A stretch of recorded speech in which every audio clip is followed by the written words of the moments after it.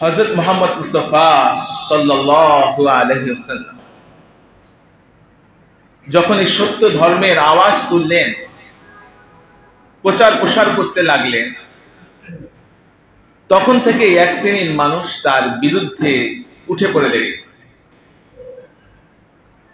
তো ঠিক যেভাবে আমাদের নেতা হযরত মুহাম্মদ মুস্তাফা সাল্লাল্লাহু আলাইহি ওয়াসাল্লাম সত্যের মিশন তিনি বাস্তবায়ন করার জন্য সর্বাত্মক প্রচেষ্টা করছেন, আর এক শ্রেণীর মানুষ তার বিরুদ্ধে উঠে পড়ে লাগছে। এখনো যদি আমরা তার মিশনকে কামিয়াব করার জন্য সমাজের রন্ধ্রে রন্ধ্রে এই সংগ্রাম ত্যাগ তিতিক্ষা করি, তাহলে আমাদের পদে পদে অবশ্যই বাধার সম্মুখীন হইতে হবে। বাধার সম্মুখীন হইতে হবে না? হবে না, কারণ সেটা নবীওয়ালা আদর্শ, নবীদের আদর্শ। নবী হযরত মুহাম্মদ সাল্লাল্লাহু আলাইহি ওয়াসাল্লাম বাধার সম্মুখীন হয়েছে, রক্তাক্ত হয়েছেন তায়েফের ময়দানে, না হন নাই? হয়েছে। উহুদের ময়দানে তার দান্দান মোবারক শহীদ হয়েছে, দাঁত তাকে ফেলে দেওয়া হয়েছে, আহত করা হয়েছে। তাহলে তিনি একটা সত্য ধর্ম ইস্টাবলিশ করার জন্য সমাজে, দেশের মধ্যে, পুরো পৃথিবীর বুকে ছড়িয়ে দেওয়ার উদ্দেশ্যে তার কত রক্ত ঝরতে হয়েছে, কত অপমানিত হইতে হয়েছে।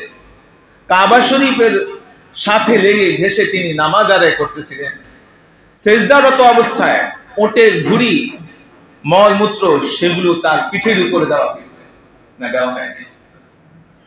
সেই নবীওয়ালা আদর্শ আমাদের মধ্যে আজকে কই?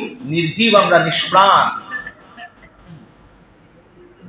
হযরত মুহাম্মদ মুস্তাফা সাল্লাল্লাহু আলাইহি ওয়াসাল্লাম যখন সত্য ধর্মের আহ্বান করতেছিলেন, তখন নাজর ইবনে হারিস একটা কাট্টা শীর্ষস্থানীয় কাফের ছিল।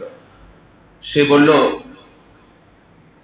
যে এই যে মুহাম্মদ সাল্লাল্লাহু আলাইহি ওয়াসাল্লাম আমাদেরকে একটা নতুন ধর্মের দিকে আহ্বান করতেছে, এটা কি সত্য ধর্ম কিনা? তখন তিনি সে মক্কার গণ্যমান্য নেতৃস্থানীয় ব্যক্তিবর্গকে তিনি আহ্বান করলেন, দাওয়াত দিলেন যে আসো, এই মুহাম্মদের মিশনকে কিভাবে ব্যর্থ এবং এটাকে নাকামিয়াব করা যায় সেটার জন্য সর্বাত্মকভাবে আমাদেরকে লাগতে হবে। নচেত আমরা যেই ধর্মের পূজা করি, লাত, উজ্জা, মানাত দেবদেবীর আমরা পূজা করি, সে সময়কার আরবরা বড় বড় মূর্তির নাম ছিল লাত, উজ্জাত, মানাত। এখন যেমন নাকি দুর্গা, লক্ষ্মী, সরস্বতী, শ্যামা পূজা করা হয়, এরকম সেই সময়ের মধ্যেও ছিল না? ছিল না। এক এক সময় এক এক দেবদেবীর নাম হয়, মানুষ দ্বারা বানানো হয় সে খোদাকে। আবার সেই খোদাকে পূজা করার পর 1 বছর পর সেটাকে পানির মধ্যে, গঙ্গার মধ্যে ভাসিয়ে দেওয়া হয়, তাই না?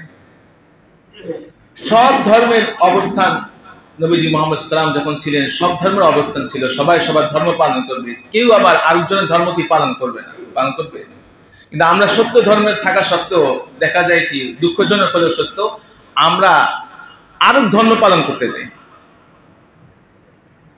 পূজা মণ্ডপের মধ্যে যত না সেই ধর্মের মানুষ আছে, এর চেয়ে দেখা যায় কি মুসলমান ধর্মের মানুষ বেশি ওখানে। তাহলে আমরা তো সেখানে যোগদান করে যেন তাদেরকে সমর্থন করতেছি যে আমরাও সেটাকে পূজা করতেছি। আমরা তো সেই ধর্মের মানুষ হয়ে গেলাম। ইয়া আইয়ুহাল্লাযীনা আমানু লা তাত্তাখিযুল ইয়াহুদা ওয়ান নাসারা আউলিয়া বা'দুহুম আউলিয়াউ বা'দ ওয়া মান ইয়াতাওয়াল্লাহুম মিনহুম ফাইন্নাহু মিনহুম ইন্নাল্লাহা লা ইয়াহদিল কওমাজ যালিমিন।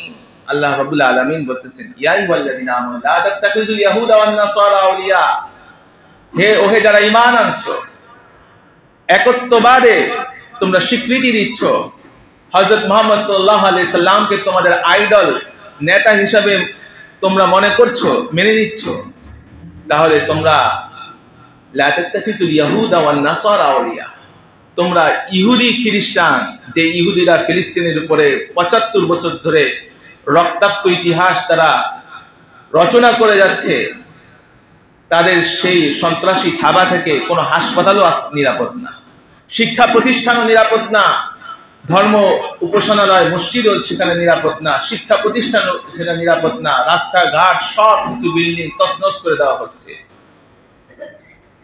সেই ইহুদিদের সাথে এবং খ্রিস্টান তারা সবাই একজোট।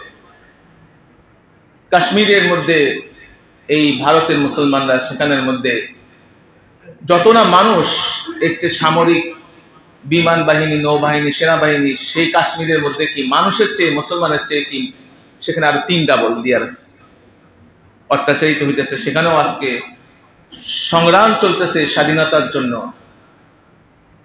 ভুইগড়ে চীনের মধ্যে বৌদ্ধদের দ্বারা আজকে মুসলমানরা নির্যাতিত, তাই না? এই ফিলিস্তিনের মধ্যে 75 বছর ধরে এই ইহুদিদের দ্বারা মুসলমানরা নিগৃহীত, নিষ্পেষিত এবং অত্যাচারিত হচ্ছে। আর খ্রিস্টান আমেরিকা, তাদের দ্বারা তো আফগানিস্তান বছরের পর বছর 20 বছর ধরে নির্যাতিত হইতেছে। শেষ পর্যন্ত সেই আফগানিস্তান থেকে এই আমেরিকার লাল বাহিনীরা চলে যেতে বাধ্য হয়েছে।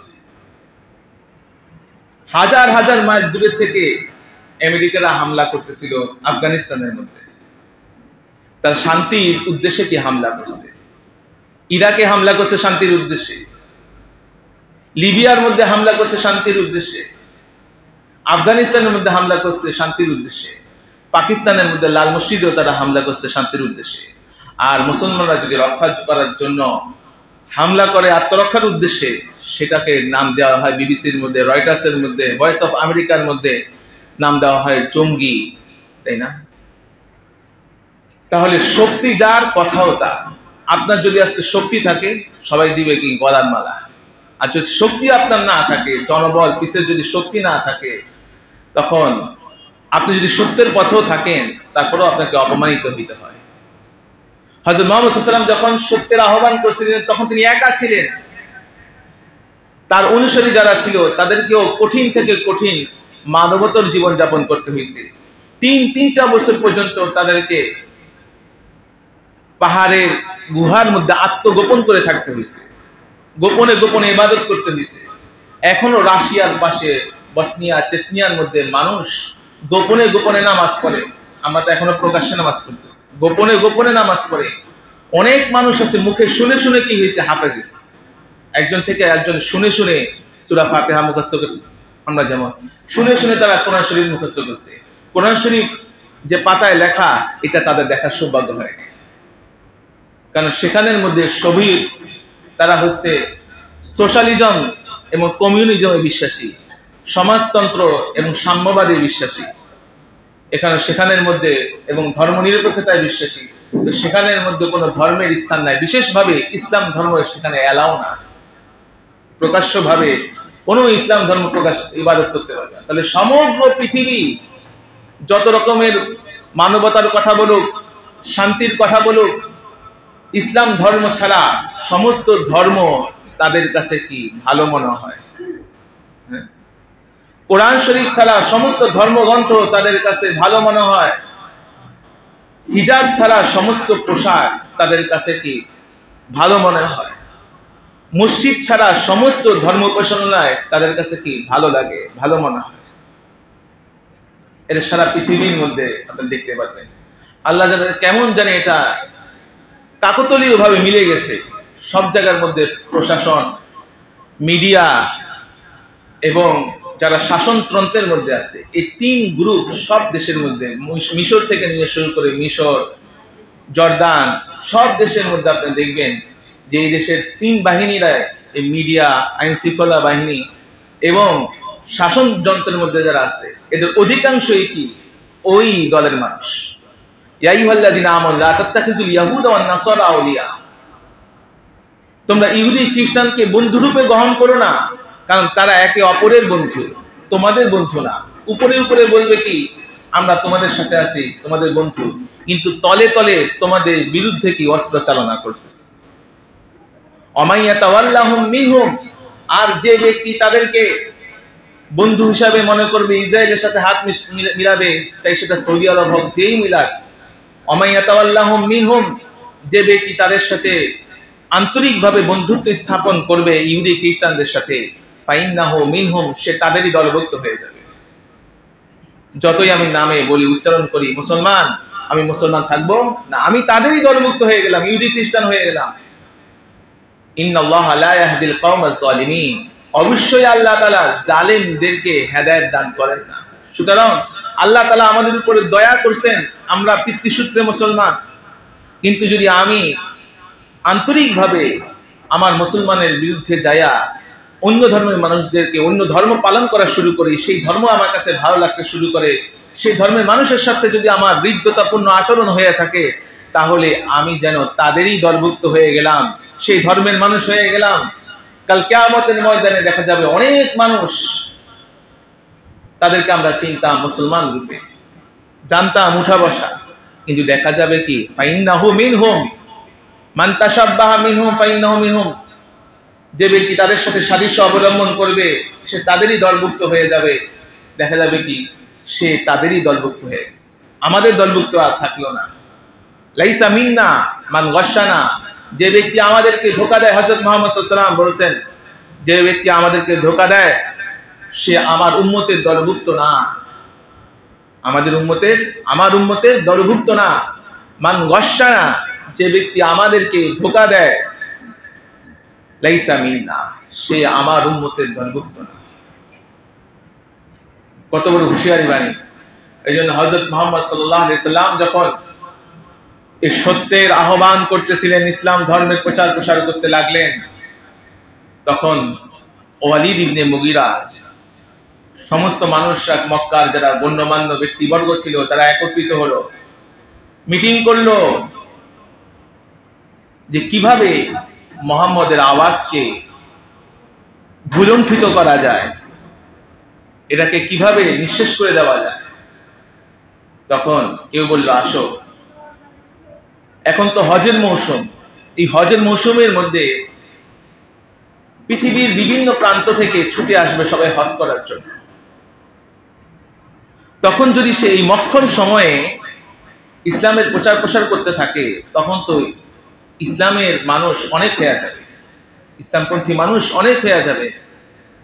এই জন্য আগভাগেই আমরা তার এই মিশনকে, যেন সে কামিয়াব না হইতে পারে, আমরা তাকে বাধা দিব, বলবো এখানের মধ্যে একজন লোক আছে, সে পাগল, তোমরা তার ধারে কাছেও যাও না। তখন ওয়ালিদ ইবনে মুগীরা বললে যে না, মানুষ স্বভাবজাত নিষিদ্ধ কাজের প্রতি আগ্রহ বেশি, যদি একবারে আমরা তাকে বলি পাগল, তখন মানুষ উৎসুক হইয়া কৌতূহল বশত তাকে দেখতে যাবে, দেখি নতুন পাগলে কি কি বলে।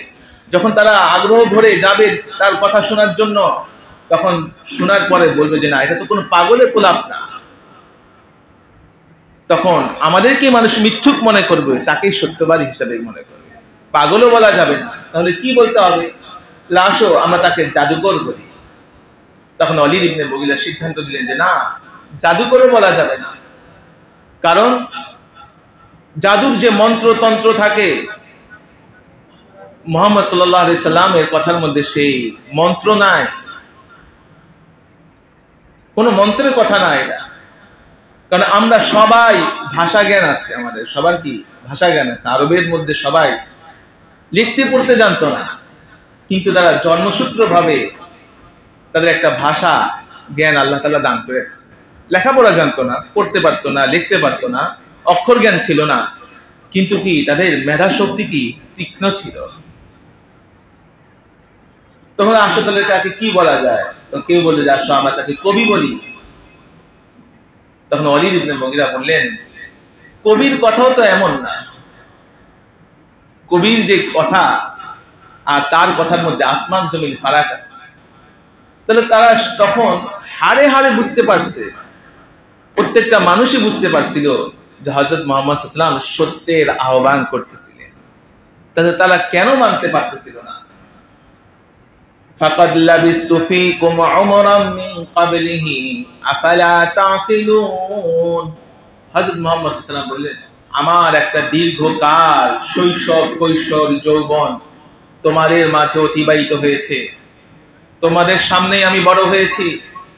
আমি কোনো অনৈতিক গর্হিত কাজ, কোনো খারাপ কাজের মধ্যে, মন্দ কাজের মধ্যে আমি লিপ্ত ছিলাম না কখনো, কোনো অবস্থাতে। 40টা বছর আমার তোমাদের মাঝে কি কেটেছে। এখন যখন চুল পাকার সময় আসছে, তখন তোমরা আমার কথাকে মানছো না, আমাকে আলামিন বলেছো, সত্যবাদী বলেছো। ফাকাদ লাবিস্তু ফীকুম উমরাম মিন ক্বাবলিহি আফালা তাকিলুন। তারপরেও কি তোমরা বুঝবে না? তোমাদের বোধ উদয় হবে না? বিবেক শক্তি আল্লাহ তাআলা সবাইকে দিয়েছেন, তারপরে কি তোমরা সত্য ধর্মকে গ্রহণ করবে না? আফালা তাকিলুন। ওয়ালিদ ইবনে মুগিরাকে যখন অন্যান্য নেতারা আপত্তি তুলল, আচ্ছা তিনি যদি সত্য পথেই থেকে থাকেন তাহলে আমরা তাকে মানতে আপত্তি কোথায়? তাকে পাগলও বলা যাবে না, কবিও বললে লাভ হবে না, এবং তাকে সাথে সাথে জাদুকরও বললে সমাজের মানুষ গ্রহণ করবে না। আমরা বুঝতে পারলাম, তাহলে কেন তাকে আমরা মানছি না?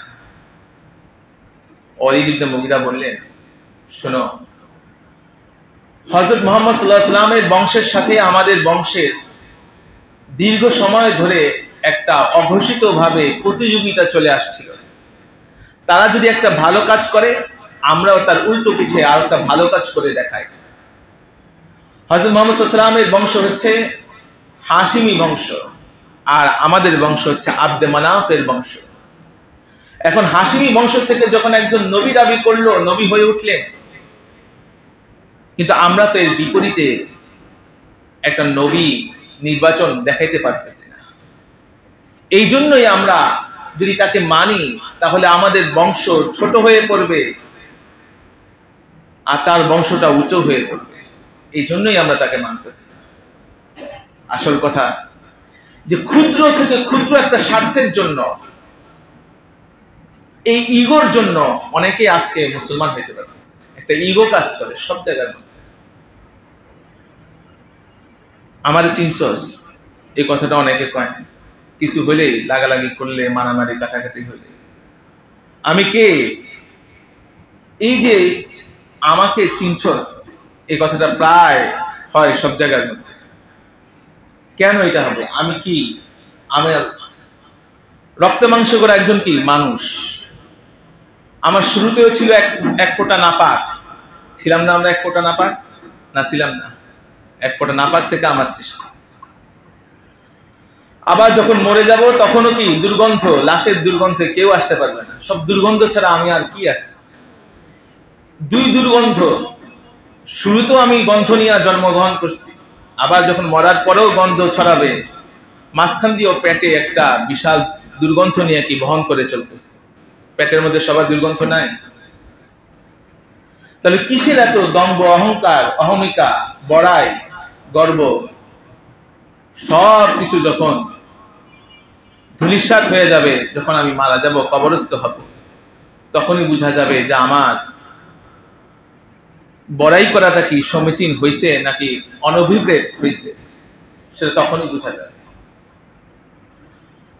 হযরত মুহাম্মদ সাল্লাল্লাহু আলাইহি ওয়াসাল্লাম যখন রাতের বেলায় নিজ ঘরের মধ্যে তাহাজ্জুদ নামাজের মধ্যে কোরআন তেলাওয়াত করতেন, ঘটনার চক্রে এরকম প্রায় মক্কার শীর্ষস্থানীয় কাফেররা তার তেলাওয়াত শুনতে আসতো। এক রাতে আবু জাহেলও আসলো, আবু সুফিয়ানও আসলো, আখনাস ইবনে শুরাইকও আসলো। সারা রাত ধরে তারা কোরআন শরীফ তেলাওয়াত শুনলো। যখন ভোর হবে, আলো ফুটবে, ঠিক এমন অবস্থাতে তারা চলে যাইতে উদ্যোগ নিল রাস্তার মোচরের মধ্যে। তখন তিনজনের সাথে একে অপরের দেখা দেখি হয়ে গেল। যখন দেখা দেখি হয়ে গেল তখন বললো, কি ব্যাপার, মুহাম্মদ সাল্লাল্লাহু আলাইহি ওয়াসাল্লামের ঘর থেকে তুমি কেন আসতেছো?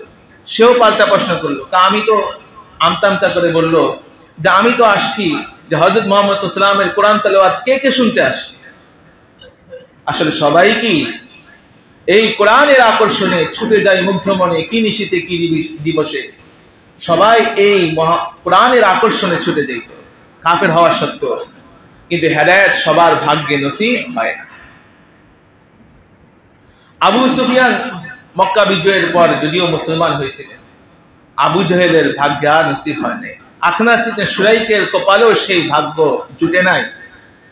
এই জন্য হেদায়েত, আমরা যে পিতৃসূত্রে মুসলমান, এই জন্য গর্ব করা উচিত যে আমাদের মনে মনে যে আমি হীনমন্য মন্যতায় ভোগা উচিত না, যাহা আমি মুসলমান হইলাম, মুসলমান হওয়ার কারণে কোনো গুনাহের কোনো ফাঁক ফোকর এই ধর্মের মধ্যে নাই, কোনো হোলি খেলা নাই, কোনো হলুদ নাই, কোনো নাচ গান নাই, কোনো ডিজে পার্টি নাই, কোনো ব্যান্ড সঙ্গীত নাই, কোনো আমাদের আনন্দ উল্লাস বলতে কিছুই নাই। শুধু আমরা মায়েরই খাইতেছি, ফিলিস্তিনি মায়ের খাইতেছি। কারণ কি? আমাদের এখনো আমরা জাগ্রত হইতে পারিনি, এখনো ঘুমন্ত। হিটলার 60 লাখ ইহুদিকে মারছিল, আর এখন মাত্র 80 লাখ ইহুদি আছে, আর 200 কোটি মুসলমান আমরা। কিন্তু সেই বদরের যুদ্ধে 313 জন মর্দে মুজাহিদ সাহাবায়ের মতো সেরকম আমাদের ঈমান বলিয়ান হয় না। বলিয়ান কি হয় না? ইসরায়েলের মধ্যে, ইরানের মধ্যে প্রত্যেকটা মানুষ সামরিক, নিজেকে সেভ করার মতো সবকিছু তারা জানে। আর আমি এমন মুসলমান, পিস্তল রিভলভার কাকে বলে সেটাই চিনি না। নিজেকে যে সেভ করব, যদি আর ধরুন কথার কথা আমাদের দেশের মধ্যে যদি অন্য দেশের মানুষ আক্রমণ করে, তখন কি অবস্থা হবে? সেভ করব কিভাবে নিজেকে? আমি নিজেও তো কখনো কোনো পিস্তল রিভলভার কাকে বলে, বন্দুক কাকে বলে, এই তিনটার মধ্যে পার্থক্য কি সেটাও বুঝি না। তাহলে চিন্তা করে দেখেন, ফিলিস্তিনি মুসলমানরা যেই জায়গায় আছে, এরকম জায়গায় যদি আমরা থাকতাম কি অবস্থাটা হইতো? কি অবস্থাটা হইতো?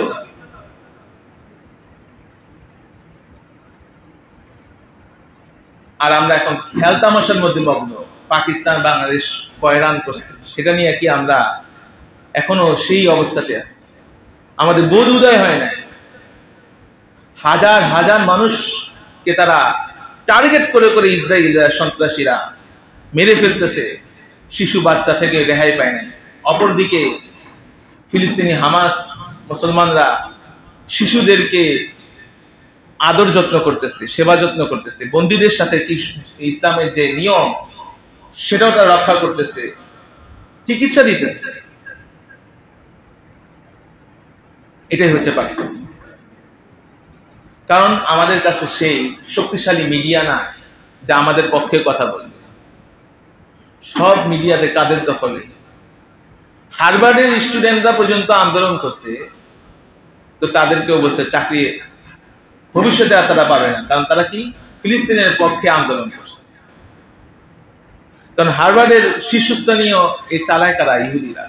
মাত্র 80 লাখ ইহুদি, তাদের কোনো দেশ নাই, রাজত্ব নাই, কিচ্ছু নাই, কিন্তু সারা পৃথিবীর মধ্যে সব বড় বড় জায়গার মধ্যে কি ইহুদিদের বিচরণ, প্রভাব, কর্তৃত্ব।